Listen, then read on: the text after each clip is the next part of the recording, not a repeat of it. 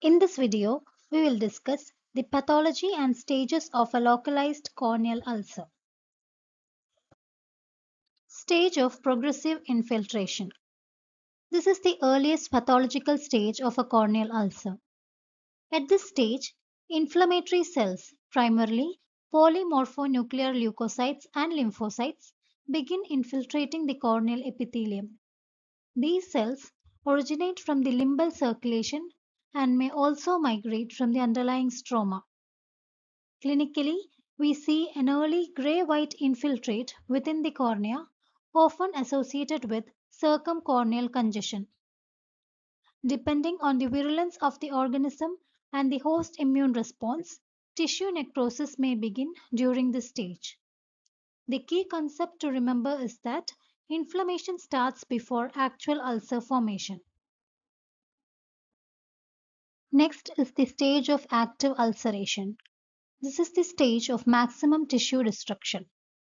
Necrosis and sloughing involve the corneal epithelium, Bowman's membrane, and the affected stroma. As tissue destruction progresses, a true ulcer develops. The ulcer floor and margins appear gray and infiltrated. Circumcorneal congestion becomes more prominent. An important associated finding is hypopyon, which is a collection of inflammatory cells within the anterior chamber. It develops secondary to severe inflammation and toxin absorption. If the infection continues to progress, deeper stromal involvement may occur, resulting in descemetocele formation and eventually corneal perforation. Therefore, active ulceration represents the most aggressive phase of the disease. Next is the stage of regression. This stage indicates that the host defenses and treatment have started controlling the infection.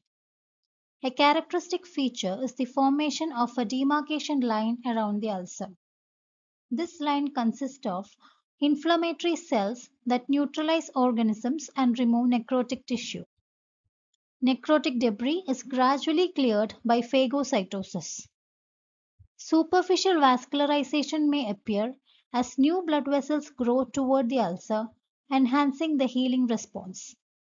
At the same time, epithelial regeneration begins from the ulcer margins and starts covering the defect. The key message is that tissue destruction has stopped and healing has begun. The final healing stage is the stage of cicatrization.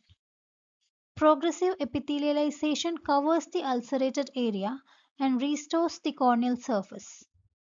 The stromal defect is replaced by fibrous scar tissue, resulting in a permanent corneal scar. The final appearance depends on the depth of corneal involvement. If only the epithelium is affected, healing occurs without residual opacity. When Bowman's membrane and superficial stroma are involved, the resulting scar is called a nebula. If healing involves up to one-third of the stroma, the opacity is called a macula.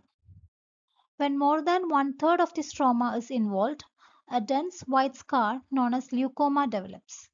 Thus, the depth of involvement determines the final visual outcome.